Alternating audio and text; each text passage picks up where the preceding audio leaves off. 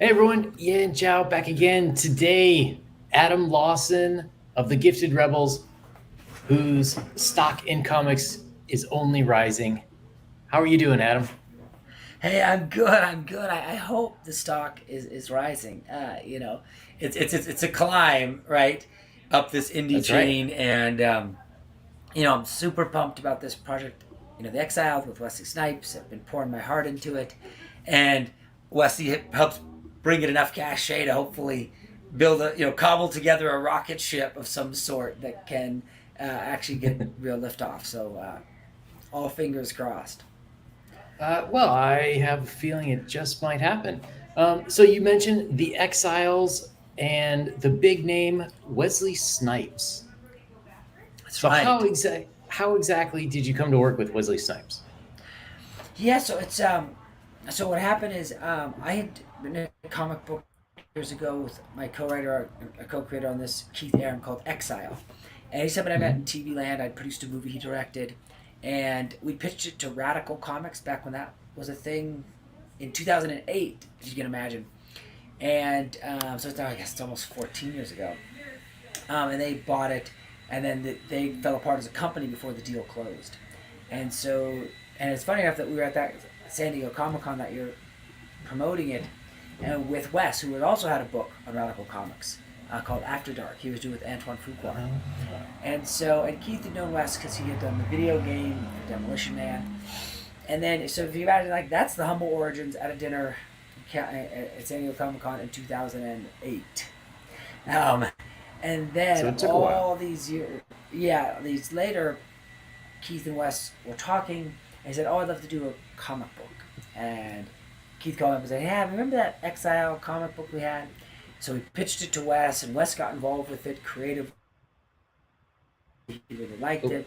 And the story and the character things began to shift and take new life, and it went from Exile to The Exiled. Big change there. But it's now this new project that is, everybody, Wesley, myself, and Keith all merged into one.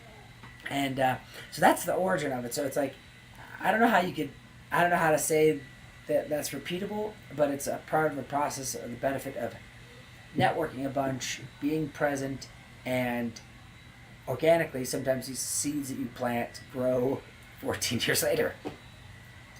that's very cool. Now, so working with someone like Wes, is this like his story? Has he been like he's had this story in mind for all this time, or is it more like you and Keith approach him like, "Hey, Wes, we got this idea." How does that Yeah, so process work? it started with, hey, Wes, we've got this idea. And it was kind of a skeleton of an idea. And then he joins the project creatively and he has ideas and concepts, Mm-hmm. particularly about the character, which is something that's interesting because he's approaching it from an actor's standpoint and thinking about somebody playing it, the role, and thinking it from a movie approach. So he brings a lot of then depth to the character. We had these elements about his father, changed up some of his wardrobing and his design and how the story arc would work. And so then he becomes embedded in it, right? Himself, right? Like, so it's Mm-hmm. like we had an idea that then he came to the table and made it a bigger, better idea, if that makes sense. Yeah. So when you're working with someone like Wesley Snipes, a lot of times people think of their time as like very regimented. You got to go through a bunch of different handlers to be able to talk to him. You only have this 15-minute window kind of thing. Is is that kind of how it is in terms of like, okay, like you and Keith know, all right, we got to have this, and this done by this time when we have to talk to Wes? Or is Wes like the kind of guy you'll get like a phone call at 3 a.m. in the morning and he'll be like, Adam, I got this idea. Yeah, he's more. It's a little more casual, fortunately, than like we just have 15-minute window. Now, obviously, his time Mhm. is sensitive, and I can't just throw him around, right? And Right. but he's been on a few streams. He's done a few press articles. He's made himself available for things, and then creatively, I send him emails. A lot of it goes back and forth on emails, and if we need a call, we say, "Hey, when can we meet this week?" Right? Because it's his project too. We're all three Hmm. equal participants in it. He's a producer, making it happen too. So it's not like it's less of that approach of like we're a studio and we hired this person. It's more like the three of us got together and said, "Let's do this all together." So the experience is much more. it's much more camaraderie, and it's less like there's this big iron curtain that Wes is hiding behind. And it's like, hey Wes, we got this thought. Send him a text. Oh yeah, I like that. Let's do that. It's that experience versus what you've described there before. And sometimes it's been that way. I was working on a project at HBO that Michael Mann was showrunning. It's like you would sit outside and wait for a meeting that would happen at 1 o'clock. It was supposed to happen at 1. It would happen at 3:30, and you just have to sit and wait and be ready, and then do your bit and then be gone. And so that certainly can happen, but that's not been our experience with Wes. And I think it's because it's not just him. Like, he has a job. He's invested, not only just his time and his energy, but his own money. We all have to make it all happen. So it's like the skin's fully in the game. And speaking of skin in the game, the campaign itself is doing fantastically. We hope so, right? Absolutely. There we go. Yeah. So currently $109,000. Were you guys, all three of you, were you kind of surprised at how well this took off and how fast it took off? Yeah, I think so. Like you're always unaware of what's about to happen. You know what I mean? Like, is it gonna really be good? I don't know yet. If this is gonna be, not necessarily the story is gonna be good, but will it connect with people, right? Mm-hmm. And will they jump on board, or will it get panned? There's always that feeling. It never goes away. Even when I did the board game for tonight. We ended up doing about 600,000 on the game. It was based on my TV show, and the star and I did it.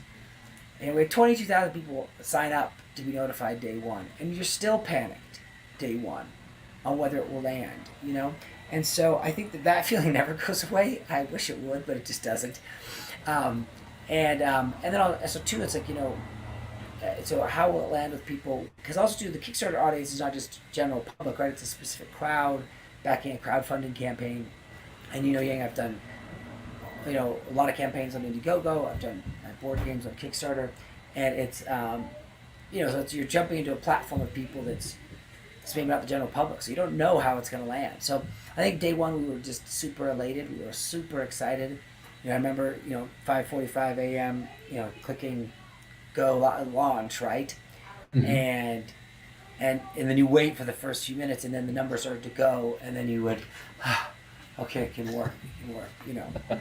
So we're all been very thrilled about the success of it. We hope it continues to be even more, and that we can connect with more fans. We're going to close out the campaign at San Diego Comic-Con. Keith, my partner, nice. Got a booth there, which we're going to be partnering up with. It's a really cool company that I can't announce until this weekend, but it's all going to be launching there. So we have a panel there with Wes. We have a signing there with Wes to help promote it. So hopefully, between what we've done so far, the stretch in the middle and Comic-Con will leave a mark that, one, will let us keep doing more of them, and will let me in a personal way to keep this comic book thing, there's enough, it helps build your pool of backers for the next thing, mm-hmm. so you can keep doing it. Yeah, that's awesome. And so just one more question about Wes. Was he always a big comic book guy? I mean, of course he was Blade, and he will always be Blade to a whole generation at least. But was he always the big comic guy? Yeah, he I don't know that he definitely grew up with comics. They definitely were around him, and I think that as an extreme collector, probably not. That in that case that he has an extreme collection, but they're always a fan of them, always enjoyed reading them when he was younger, and has obviously loved being a part of them in his adult life, right? And mm-hmm. he says in the video, he likes working with comics because the sky's the limit on creation. And they're very escapist. That's what they are for him. That's what they are for Wes, is they're an escapist experience, right? Which I think for a lot of us, that's what it is, right? Is that it's a fun escapist experience, and I think that's where his heart sits on it. If that makes sense. Yeah, that makes sense. So you got the campaign going. About how long did it take you guys to sort of belt it out to get at least the script done? Yes, I mean we've been on the project for over a year. On putting it together, right? Hmm. And then, um, and then Eskivo, our artist, who's amazing, as you can see, has been on it now since like November of last year. Okay. So So yeah, we, about a good 6 to 8 months. yeah, it's a long time in the works. Sometimes when you think about it, you're like, oh wait, it's been that long. It's end of June. How did this happen to us? And and we're gonna obviously be racing for a deadline, to get this out. As always, it seems like oh we've got time, but you never do. And especially because when you're doing a crowdfunding something, it's not your job, so you can't do it Yeah. 60 hours a week. You have to like fit it in all around the rest of your life, and so it takes more time. But yeah, so that's been the journey with it. We're super excited. I love the pages. I love the story. I feel The like art we're looks on to something fantastic. really right. Eskivo is just killing it with these pages. He's just killing it. Um, and so, is this going to be, well, hopefully a series, or is this just kind of a one and done and you move on to something else, or would you like to make this kind of a regular thing? No, so in ideal world, this is the beginnings of something, right? It's 140 Hmm. pages, so it's not small. It's big. It's bold. We went in deep, right? Yeah. And so I think that this is chapter one that opens up the world, but it's a complete story in the sense that you can read it and there's a story. It's not that it just leaves you. The question that starts the book leaves you're left with it unanswered, but that it opens the world to bigger and more things. And so we'd love to do volume 2 and 3 and beyond. So There's a bit of controversy, I say, or consternation in the indie community about the size of a book. Some people say, "Oh no, the first book in the series should be like 48 to 60 pages," and other people are like, "No, no, no, that's way too small. We need like traditional graphic novel length." So, was that important to you to be able to tell the complete story of chapter one that you decided to go with that many pages? yes, I think the thing about it is for myself. Hmm. Is that when I see just like a single issue or something that's 32 pages or 40 pages to open something, you kind of have to wait too long to get these things to make that feel very fun.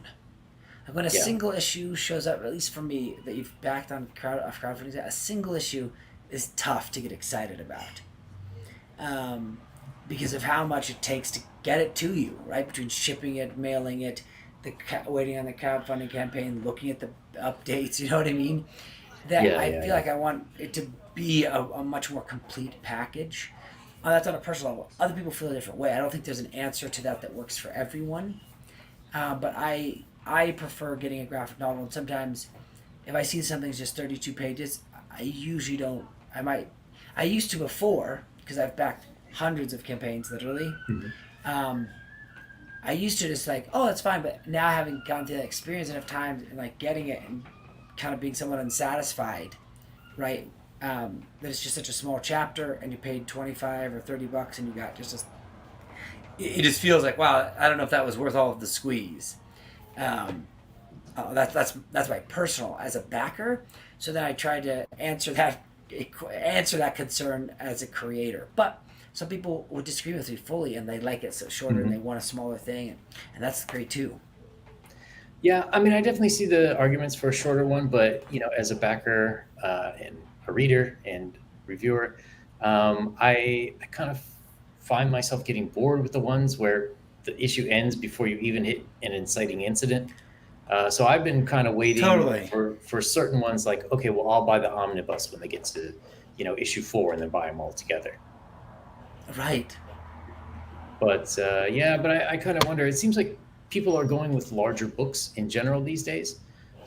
Yep. Well, Just I something think I've that noticed. that it helps you cut through. It helps you cut through, right? Yeah, Um, definitely.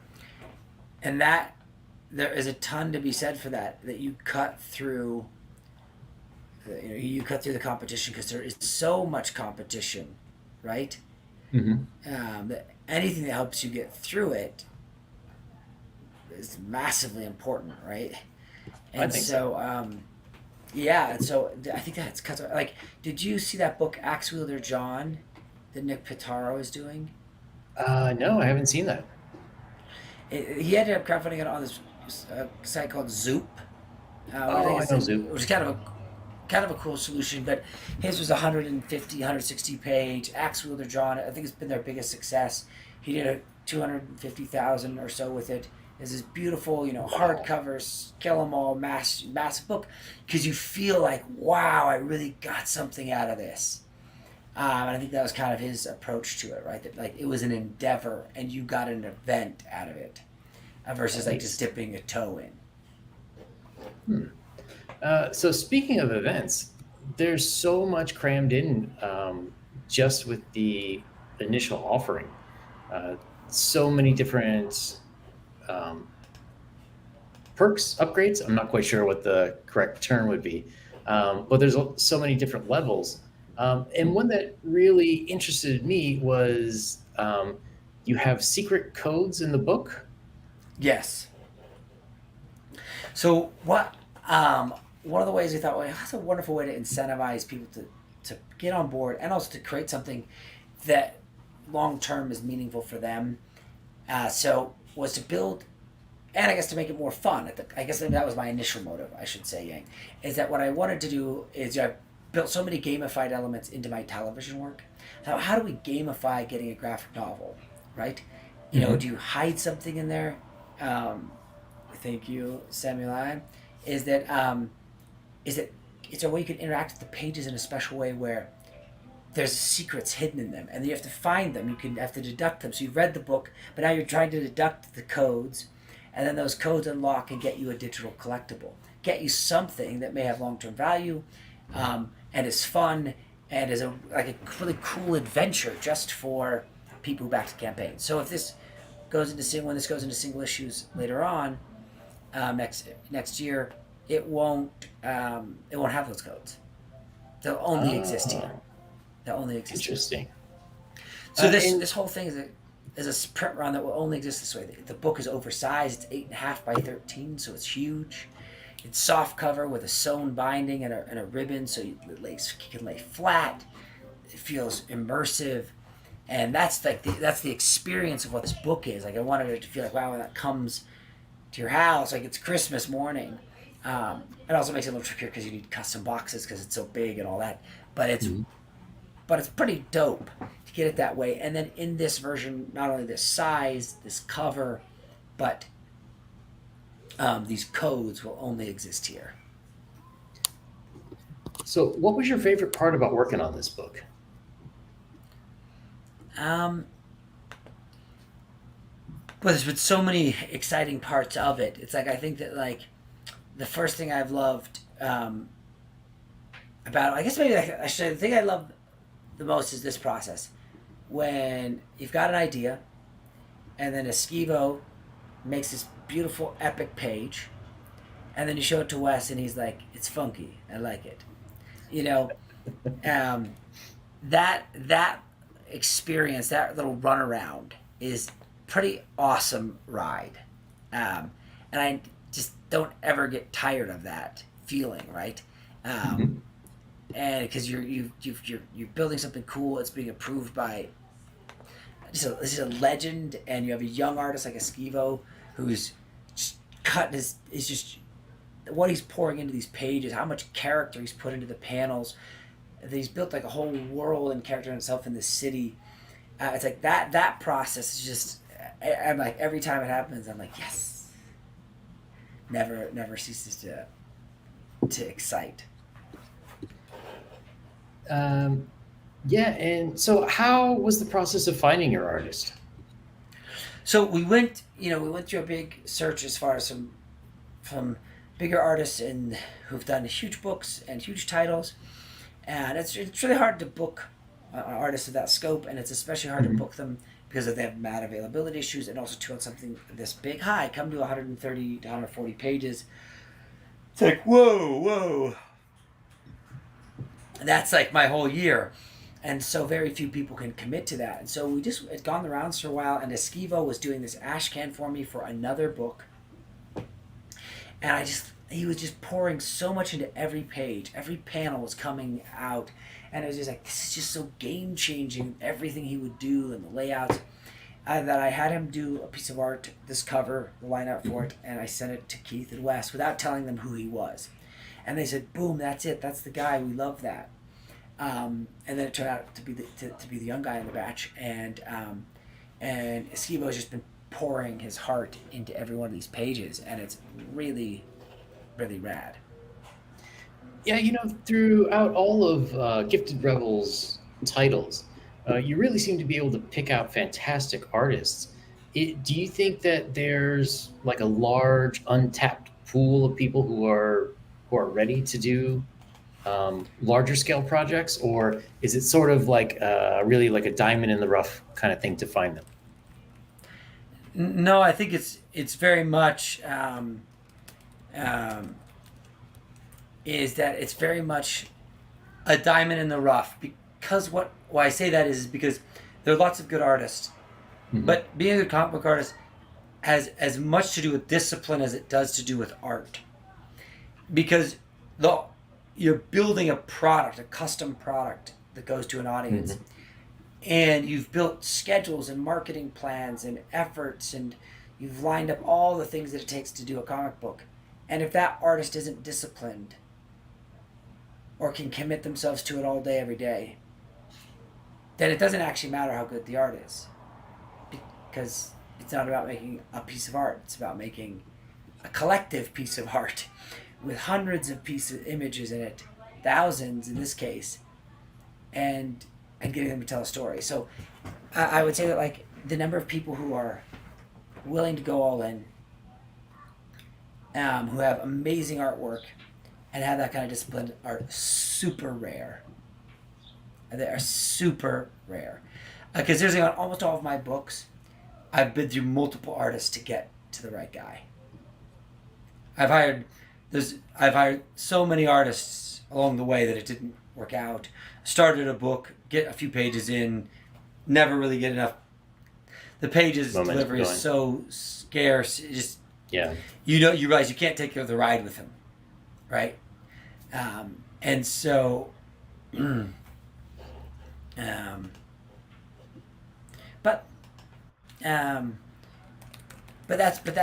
why I think it's much harder to find than you think. And some of those answers some of those questions you can only answer after you've hired them. Right. Right? No, like with Jason Krager, who did the Kill Journal, he's doing my book Jawbone Death. He's a seasoned pro, and I hire him to do storyboards on my commercials as well. And so he's in a space where it's like he's delivering for me all the time. Right? So there's a lot more trust and like that side of it. And he's a world-class artist, but like that's a key thing. I can't say it enough. Because if you don't have that discipline, then it won't actually really matter what the lines look like in the end. Do you think that kind of puts artists in the driver's seat for the industry, since they are so hard to find? Yeah, there isn't any question. There isn't any question at all. That of course they live in, because ultimately the case is they are, because the whole thing hinges on them. They're the product, right? I mean, I write and letter my books, right? So I've come up with a story. I've presented a bunch of that to them, and it's cool, but the whole thing hinges on them delivering pages. And their specific style sets the tone and feel of your book, right? Yeah. And so they're the masters of this universe, as they should be, right? Definitely. So tell us a little bit about this universe. This seems to be near future, far future? Yeah, so the idea is it's near future, right? Where it's this merging of Seven and Blade Runner and its tone and feel, right? And that's and its aesthetic. So it's like a dark mirrored version of our world, right? And in our story, it takes place Um, um, this dark mirrored version of our reality, and is what? Sorry, our story is about Detective Roach Washington, who is in pursuit of this serial killer that's 5,000 years in the makings, and the people at the force and the world around him is saying you're crazy. You're seeing things that aren't really there, but they indeed are there, and so he's so in this process, I guess I should say, so in this journey, he then peels back an onion of a much bigger, darker world, and uncovers Earth's darkest secret darkest secret of all, which sort of flips, the narrative of the world we know on its head. So I can't give it away, or then it spoils the journey, right? Sure, But sure. but that's what this, the feel of this is. So the city itself is a character, right? It's this noir, slightly sci-fi city that's rain-soaked, and everyone seems to be on the brink of defeat, right? And I think that setting, in the same way the setting in both Seven and Blade Runner really spoke to the feeling of that. I think we have that here. Uh, and so, is this kind of in the U.S.? Is it Yeah, it's U.S. Yeah. U.S.? Okay. Um, and so, the killer's 5,000 years in the making. The serial killer. Is it that he's been doing this for 5,000 years, or he just pops up on the radar now, or we don't know? All of a You're gonna sudden, a have to serial read it killer to find appears. out, right? That's All right. that's the secret. That's the secret of the book, right? That you're Ah. gonna that is to be uncovered. All right. So, when you're writing a near future story, how do you find that limit between like what's too far and what's too familiar? Like you can't have it too mundane, or that's a little bit boring. How do you stop it from going into like full Star Trek type stuff? Right. I think the world is like, what's the one thing you can stack on it? I think is the Mhm. secret sauce, right? Oh, we've got this going on, and I'm going to stack this one thing. Not, I'm going to then rebuild reality. I'm going to stack one unnatural thing. So that's at least always been my Mhm. method to it, to prevent it from becoming, like you're saying. And now we're full sci-fi, right? Yeah. So I was wondering And about this character too. Is this his partner in the mask? sorry, say again. Oh, Uh, this is his partner. Partner. Um, Okay. and he's got a mask on because what's happened is there's been a gas attack that happened last year, that wiped out several thousand people, and so Oh. there is this feeling of um, the threat from this chemical attack. Ironically, that we came up with this in 2008, and now here we are in 2022, right? I Um, know. right, with people It's and masks, etc. I don't know. Things projects with Wesley Snipes seem to predict the future somehow. I think they do. I think they do. So that's what that is. All right. Very cool. And you've got a ton of extra prints. Who do you have doing extra covers? And I see Preston Acevedo. Yeah, so Preston is doing this. So this is a nice 8x10 print that'll be coming out with the books. It's going to be a beautiful, cool. It's like, it's the Exile. It's like the heavy metal version, right? Awesome. And then, so there's only one print going, and it's an original Hmm. that won't. It's not repurposed art. I think I always find those prints quite disingenuous, right? That it's like if it's Yeah. yeah. But this thing it's its own original thing, and it's awesome, as you can tell. And it's And printed on linen. so it's they call it linen print. It's like a linen paper.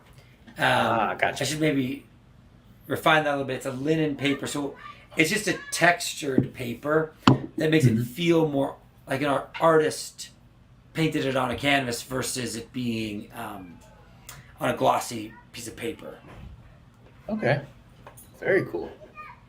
Yeah. And and you also have a Go version. All right, this is my ode to manga, right? That there would be a Hmm. book that's 7.5 by 5 inches.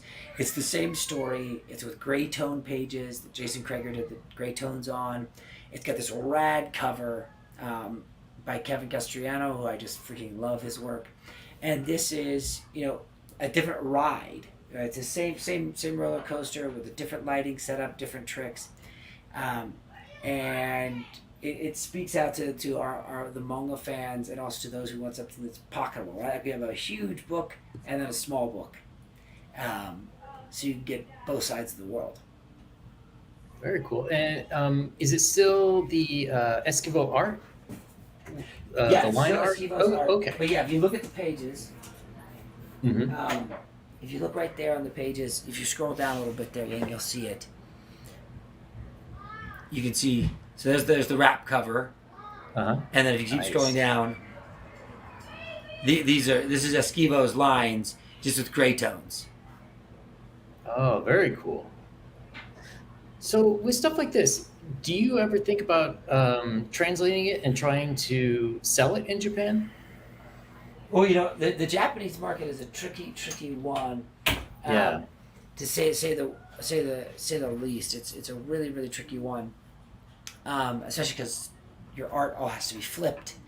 It's a Hmm. massive, you have to, and it's a massive work to get it into their format. So we have a partner on this project that has distribution in France.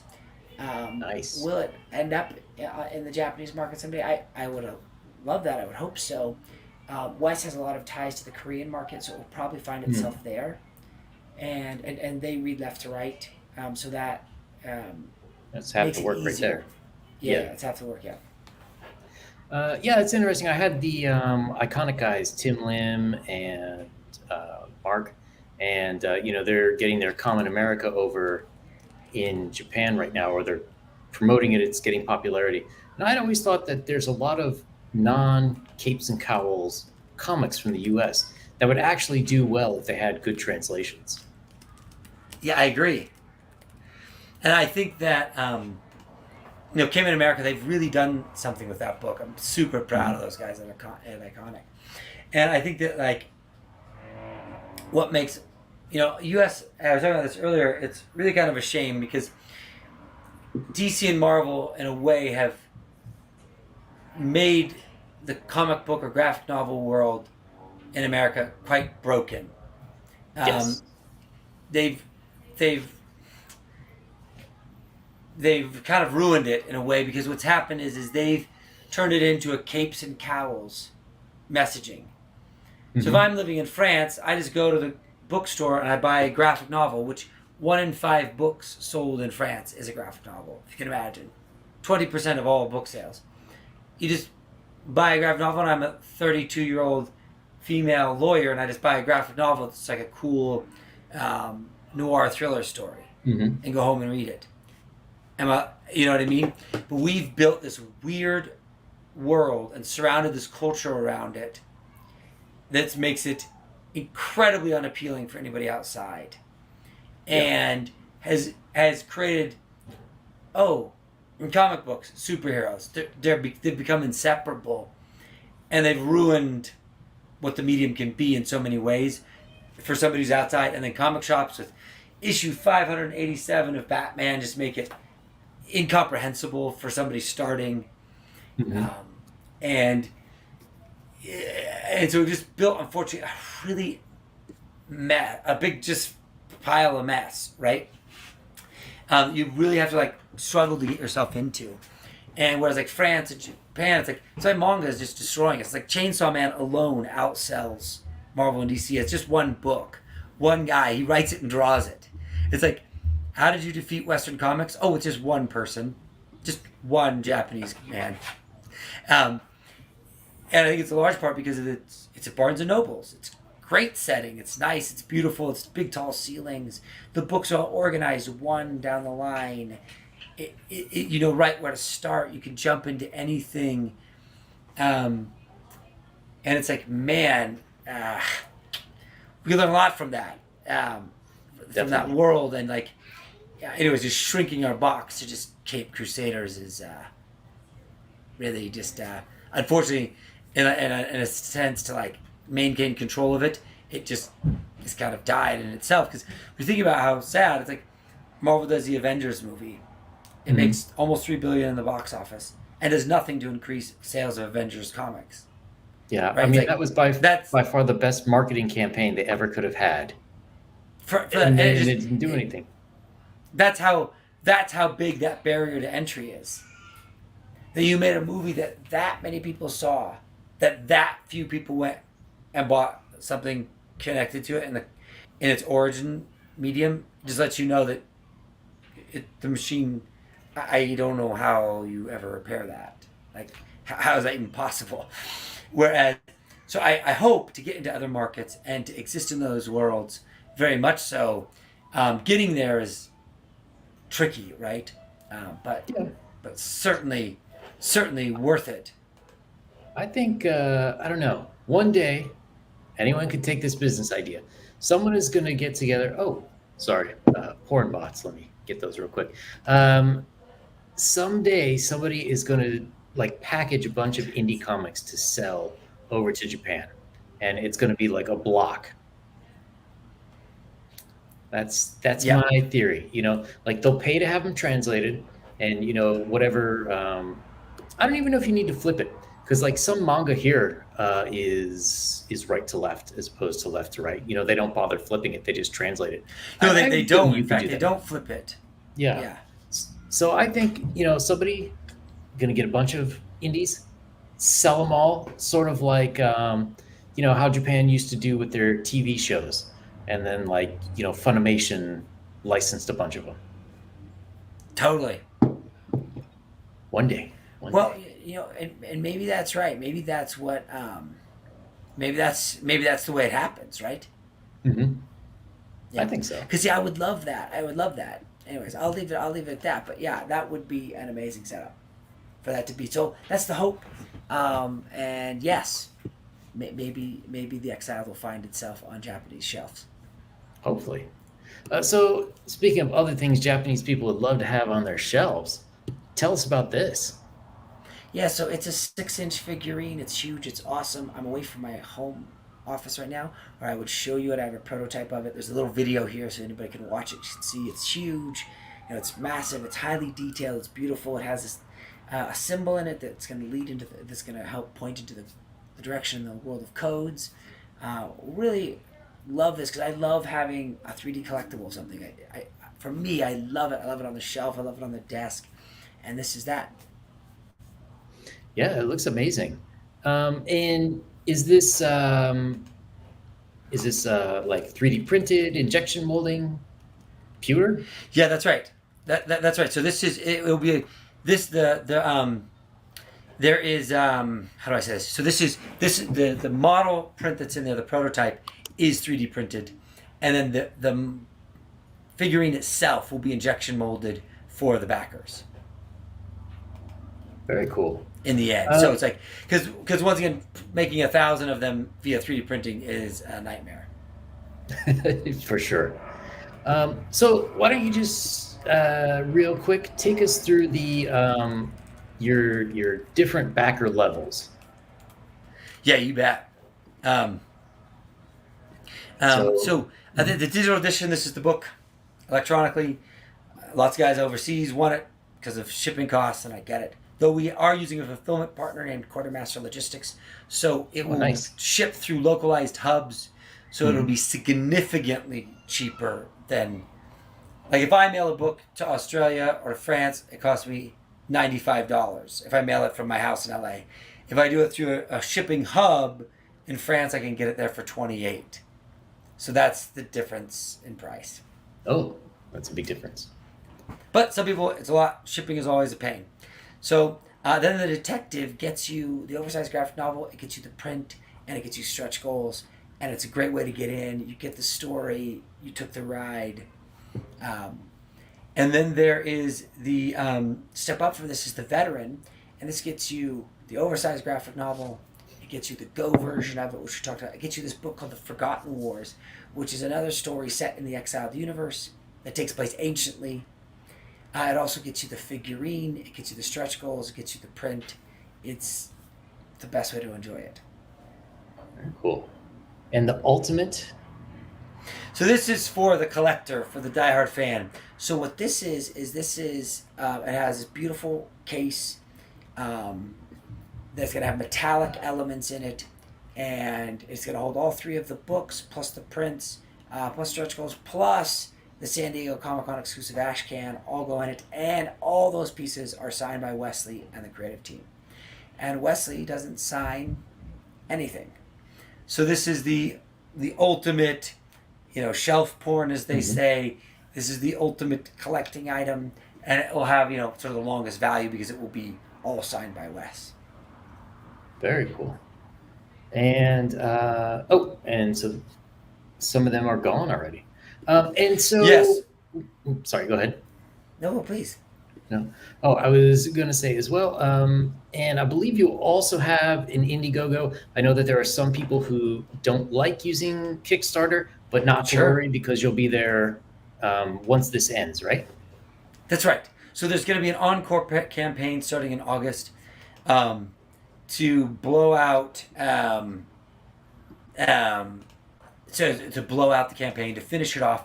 We're going to do it on Indiegogo, go back to my roots, where everybody who's been with me all this time can get it. It's going to have a new cover, a Rob Willis color that I had done. It's epic.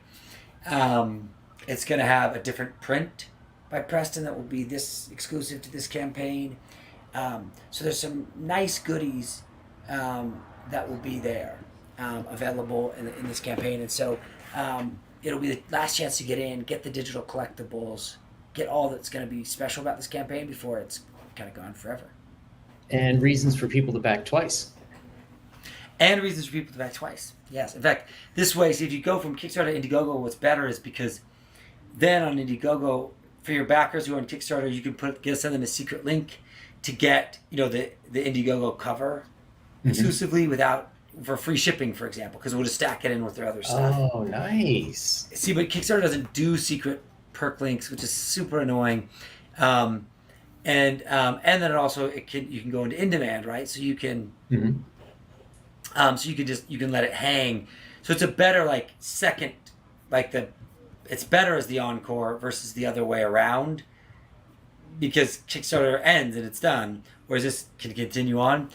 At least that's my feeling on it. So we're going to make it special. And so for those who waited for this or came here, you didn't get a sloppy seconds. Actually, you got something no one else got, right? You've got something that's truly special for this campaign. Very cool. All right. Well, Adam, I know that you are super busy and you got to pop off. Are you making any other appearances today or yes, but I'm going here to Global Frequency. So nice. It's a good day to be in comics.